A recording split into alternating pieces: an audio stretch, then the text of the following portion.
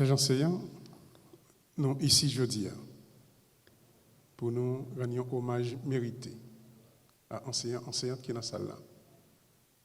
Malheureusement, dans un pays qui a traversé un carrefour difficile, tout secteur dans la société a subi conséquences gros crises qui bouleversent notre société. Enseignants, enseignantes, vous êtes les forgerons de cette identité à reconstruire, les artisans de cet imaginaire collectif qui alimentera les rêves de cet Haïti de demain, de cet Haïti futur où il fera bon de vivre pour tous les fils et toutes les filles de ce pays. Ce pays, c'est un patrimoine commun que nous avons. L'hommage qui vous est rendu aujourd'hui, c'est pour signifier l'importance de votre mission et de votre responsabilité qui ne se limite point à aider les apprenants à acquérir des compétences pour résoudre des problèmes, à analyser ou à se concentrer sur des tâches difficiles, ou même à développer une pensée ou une action novatrice. C'est aussi et surtout pour nous l'espoir de construction d'une nouvelle Haïti qui n'existera pas sans nos enseignants et nos enseignantes. Ce n'est donc pas pour rien, conscient de son importance, que l'enseignant, que l'enseignante bouge, s'agite, crie et revendique. Nul, tant au CTP, au gouvernement de la République, que dans la population en général, n'est insensible à la situation difficile de nos enseignants et de nos enseignantes, toutes catégories confondues, gardiennes et gardiens de notre histoire de peuple, de notre culture, concepteurs et bâtisseurs, en première ligne de notre demain, de notre avenir, ce futur que nous attendons tous. Chers enseignants, chères enseignantes, vos cris et vos légitimes revendications parviennent aux oreilles de nous tous et de nous toutes. Nous comprenons que vous en avez assez, que vous avez assez enduré, assez souffert. Le pays, comme vient de le dire le ministre de l'Éducation, est vôtre. Le CPT et le gouvernement feront mieux pour manifester, ou bien pour vous manifester, leur compréhension de vos déboires et de vos difficultés. Bien sûr, la tâche n'est pas facile. L'école haïtienne vit aujourd'hui des moments tragiques sous les assauts répétés des bandes terroristes. Les bâtiments scolaires, universitaires et même les centres préscolaires doivent se délocaliser pour se mettre à l'abri, se protéger des assauts, de la furie de ces gens armés sans foi ni loi et qui ne font que terroriser une population exsangue totalement démunie. Et bien sûr, avec la complicité de gens qui sont autour de nous, qui vivent avec nous dans cette société et qui se sont alliés à des criminels au niveau transnational pour nous faire subir cette violence. Vous êtes aujourd'hui les acteurs d'un système qui se complexifie de plus en plus, mais qui tarde à produire en qualité indiscutable la masse critique de citoyens, de citoyennes et d'acteurs dédiés au changement, au développement national. Le chemin parcouru jusqu'ici a été long, périlleux pour beaucoup d'entre vous, mais difficile pour vous tous, pour vous toutes, chers enseignants, chères enseignantes. Comme ancien professeur d'université, je me réjouis du fait de constater que la condition enseignante est aujourd'hui devenue une cause nationale et que l'État se l'approprie pour son amélioration graduelle.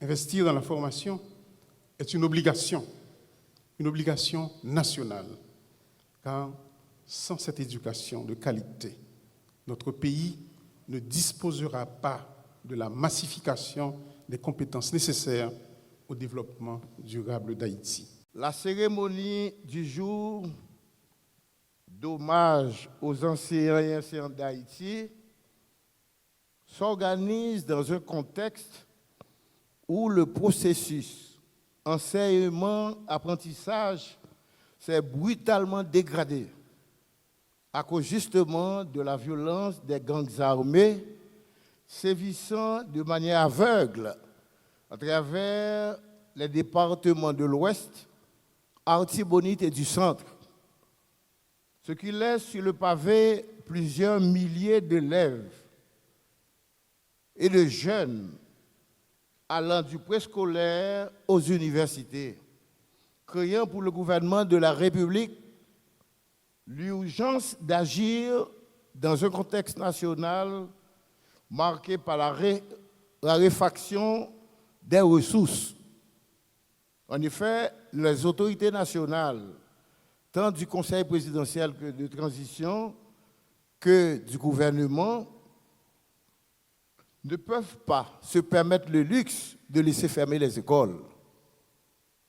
Voilà pourquoi elles ont été contraintes de libérer des fonds additionnels qui n'avaient pas été prévus dans le budget pour répondre à ces urgences. Aujourd'hui, le pays traverse une crise profonde qui ébranle ses fondements mêmes. Et il se trouve que l'institution scolaire est au cœur de cet ébranlement de type structurel.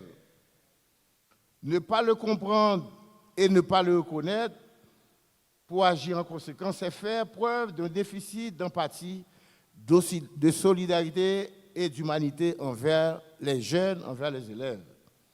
Il faut parfois, et même souvent, savoir mettre l'intérêt général au-dessus des intérêts de groupe. Les acteurs et les partenaires de l'éducation, par obligation morale et éthique, doivent le comprendre, éviter de tirer la corde d'un seul côté et pénaliser celles et ceux qui ont besoin de compensation, de respect et d'humanité.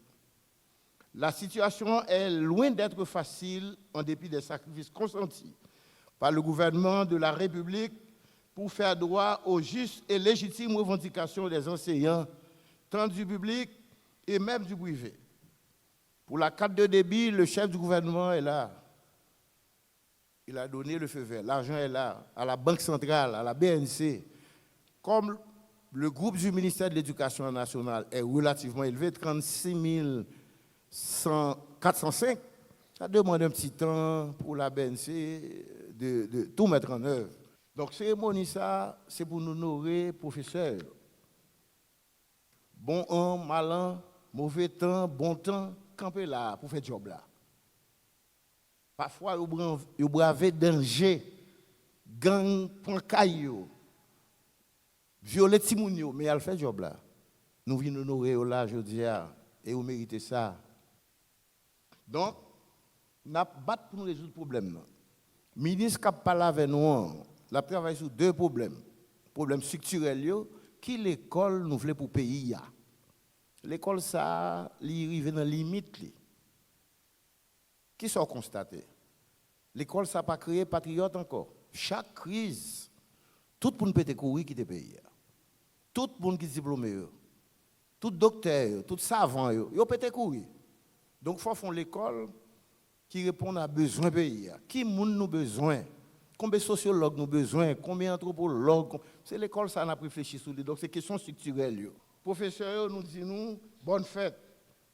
Les enseignants et les professeurs, vous êtes ce que la nation possède de plus essentiel, de plus précieux, de plus important pour construire sa pertinence, pour conforter sa permanence, sa cohérence par votre implication dans la formation des mentalités, la transmission des savoirs, des savoir-dire, des savoir-faire et aussi la construction des savoir-être. Au nom du Fonds national de l'éducation FNE, je m'associe avec enthousiasme au ministère de l'Éducation nationale et de la formation professionnelle et à l'ensemble du gouvernement de la République pour saluer votre contribution inestimable aux efforts déployés par notre nation pour instruire, éduquer, former et cultiver les esprits brillants de nos enfants, l'avenir même de notre Haïti bien-aimé. En ce jour solennel, force est de reconnaître la noblesse et la complexité du métier que vous exercez avec tant de dévouement. Vous êtes bien plus que de simples transmetteurs de savoir. Vous êtes les architectes de l'esprit et les éveilleurs de conscience. Dans ce creuset qu'est l'école, foyer du savoir et de la compréhension du monde, vous accomplissez une mission essentielle, transmettre les connaissances fondamentales et éclairer les faits de civilisation qui constituent le précieux héritage de l'humanité. Par vos interventions éclairées, vos cours soigneusement préparés et vos discussions enrichissantes, vous ne partagez pas uniquement que de l'information. Vous façonnez les façons de penser, d'agir et de vivre ensemble. Vous offrez à vos élèves les outils intellectuels nécessaires pour comprendre la complexité du monde, développer leur esprit critique et construire leur identité au sein de la société. Par votre engagement quotidien, vous êtes les fervents promoteurs de notre culture, de notre histoire et de nos valeurs. Vous aidez les jeunes à comprendre le parcours de l'humanité dans sa quête perpétuelle de progrès. En tant qu'acteurs et observateurs avisés de la vie sociale, vous êtes des passeurs culturels, des médiateurs précieux, des objets de culture qui nourrissent notre patrimoine commun. Vous contribuez à former des esprits vifs, des volontés solides et des sensibilités humaines éclairées. En aiguisant sans relâche l'esprit critique de vos élèves, vous portez la lourde responsabilité de les guider vers le respect des droits humains, l'adhésion aux valeurs démocratiques et la compréhension des règles qui fondent notre vivre ensemble. En ce jour solennel de la Journée nationale des enseignants, c'est avec un profond respect et une grande fierté que je m'adresse à vous, chers enseignants. Votre dévouement, votre savoir et votre engagement, vous méritez toute notre reconnaissance. Nous savons que la tâche qui vous incombe est ardue. Dans un contexte marqué par des infrastructures insuffisantes, un accès limité aux ressources pédagogiques, des rémunérations souvent modestes et un environnement parfois instable, vous persévérez avec courage et passion. Ce dévouement est la pierre angulaire sur laquelle repose l'espoir d'une Haïti meilleure. Aujourd'hui, nous honorons non seulement 7 d'entre vous pour vos parcours exemplaires, mais aussi l'ensemble des enseignants et enseignantes des directions départementales géographiques du pays, du préscolaire à l'université, soit un total de 28 464 instituteurs et professeurs qui représentent plus de 80% du personnel du ministère de l'Éducation nationale et de la formation professionnelle. Vous êtes les bâtisseurs de rêves, les porteurs de lumière pour la jeunesse haïtienne. La direction des ressources humaines du ministère de l'Éducation nationale et de la formation professionnelle tient à vous assurer de son engagement indéfectible à vos côtés. Nous travaillons sans relâche pour améliorer les conditions de travail des enseignants et enseignantes, renforcer vos compétences par des formations continues et adaptées et valoriser pleinement votre rôle fondamental dans le développement de notre nation. En cette journée du 16 mai 2025, nous sommes réunis pour rendre un hommage bien mérité aux enseignants et aux enseignantes, femmes et hommes qui, dans les salles de classe, bâtissent jour après jour l'avenir de notre pays, patiemment, courageusement et souvent dans l'ombre. En effet, aucun progrès humain ni aucune élévation citoyenne ne serait possible sans les enseignantes et les enseignants. Mais alors que nous célébrons la Journée nationale des enseignants, mon cœur est partagé entre la reconnaissance et de profondes préoccupations. Comme Villers dépeignait 10 figures allégoriques représentant les maux de la société, je vois aujourd'hui 10 ombres qui menacent notre école. 1. L'insécurité. à cause des attaques à répétition contre certains quartiers, beaucoup de nos établissements scolaires ne parviennent plus à fonctionner normalement ou sont obligés de fermer leurs portes. 2. La précarité. Nos enseignants qui ne peuvent plus répondre à leurs besoins primaires à cause de l'inflation. 3. L'exode. Nos cerveaux qui fuient vers d'autres cieux. 4. Le découragement. Cette flamme pédagogique qui vacille et trébuche dans l'oubli. 5. L'improvisation. Des cours donnés sans manuel ni matériel pédagogique. 6. L'indifférence. Notre société qui oublie ses éducateurs et efface notre mémoire collective. 7. La violence. Des élèves traumatisés par l'insécurité, leur quotidien obscur. 8. Des politiques éducatives mal en point. Des réformes éducatives qui traînent dans leur application véritable et peinent à s'implémenter. 9. La tradition. Ces méthodes de notre siècle qui ne répondent plus à notre modèle de société. 10. L'urgence. Un pays à reconstruire par l'éducation. En cette journée spéciale, permettez-moi, au nom de la Direction départementale d'éducation de l'Ouest, de vous dire merci. Merci pour votre patience, votre créativité et votre engagement inlassable envers l'épanouissement intellectuel et moral de nos élèves. Permettez, en ce jour faste, où nous célébrons la fête de nos valeureux et valeureuses enseignants et enseignantes, à l'occasion de la Journée nationale des enseignants, avec la petite histoire de la pensée éducative selon Comenius vers la fin du XVIe siècle, où le philosophe, théologien et pédagogue tchèque Jean-Amos Komenský voulait transformer un atelier d'humanité dans la grande didactique ou l'art universel d'enseigner à tous. Il recommande de laisser l'enfant découvrir, discuter et faire par lui-même.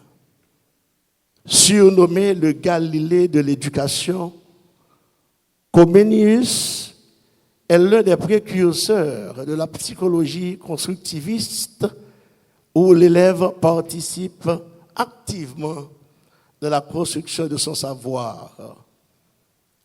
Le leitmotiv de tout établissement scolaire doit être la promotion de l'excellence académique. Le style de leadership développé doit faire l'objet d'un bon dosage de fermeté, de rigueur, de souplesse, de discipline, d'encadrement et d'engagement. Notre vision du monde, c'est faire de notre école un pôle d'excellence et de référence. L'école, en tant qu'espace de socialisation et d'apprentissage, où les interactions sociales, l'éducation, la culture constituent des facteurs déterminants du développement cognitif de l'élève. Au nom de mes confrères et consoeurs récipiendaires, ayant bénéficié de l'appréciation et de l'admiration du ministre de l'Éducation nationale et de la formation professionnelle pour le travail accompli avec passion, détermination, désintéressement, car le métier d'enseignant représente pour nous un sacerdoce. Nous vous en remercions de tout cœur. Tous ceux-là qui ont contribué à la réalisation de cette belle activité de ce jour. Nous vous en remercions de tout cœur pour ces plaques d'honneur que vous nous avez décernées en ce jour mémorable. Monsieur le ministre de l'Éducation nationale, nous vous réitérons nos sentiments de sincère remerciement et nous continuerons à faire œuvre qui vaille pour ne pas démériter de la confiance placée en nous.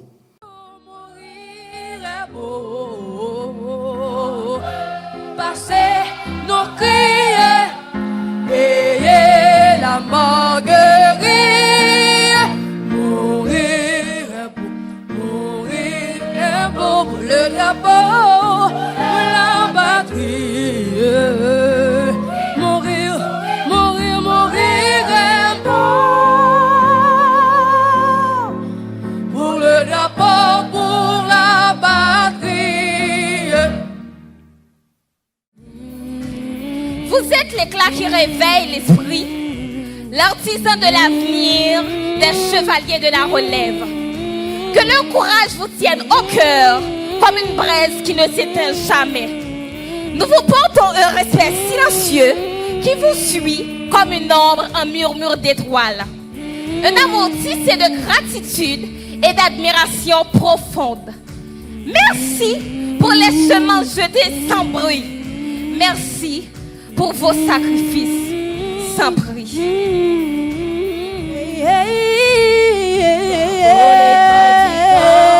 Quand vaudra la nation, sans devant le sang, visons la perfection. Enseignant d'Haïti, en nous les jeunes cherchent des modèles. Enseignant d'Haïti sur nous,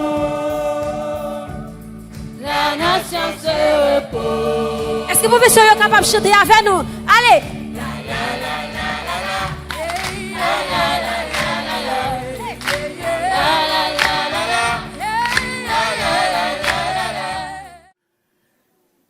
Quelle est langue coupée?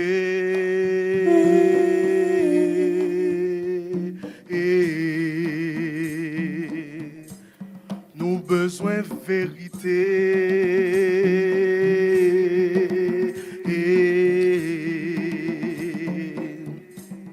Pour si moun yo parler.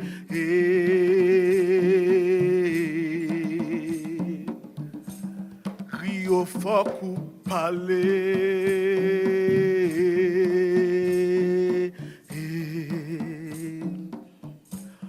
Pour si moun yo chanter.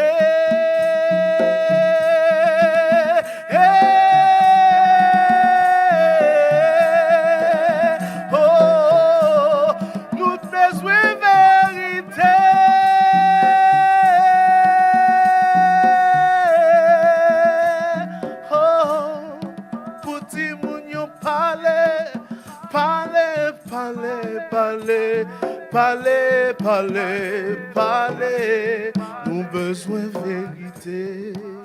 Oh, oh, oh.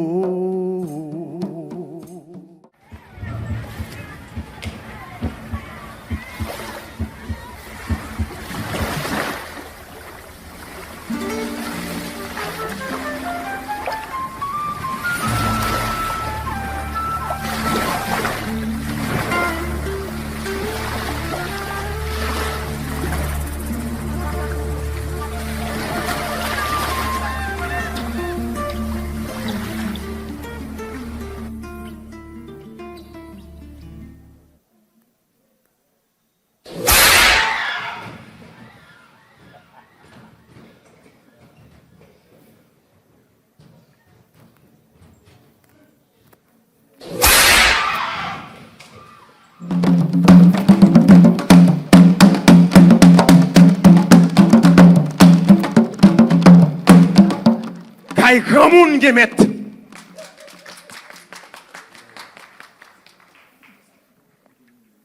Kay grand moun gemet.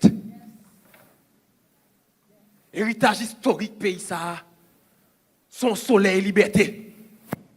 K'ap chauffer quelle humanité pour accoucher yon univers monité. Kay grand moun gemet. Malgré déception avec la peine, nous sémenter ton air pour nous mettre tête. Joue toute survie, joindre bien-être. Aïe, grand monde qui met. Oui. Ensemble, nous prenons soin rêve grand peuple. Nous simé grain l'espoir pour tout ça perdu la foi. Aïe, grand monde qui met. L'histoire qui se a, doit un sérum engagement pour nous sauver le pays ça, qui marre en bas code d'échéance.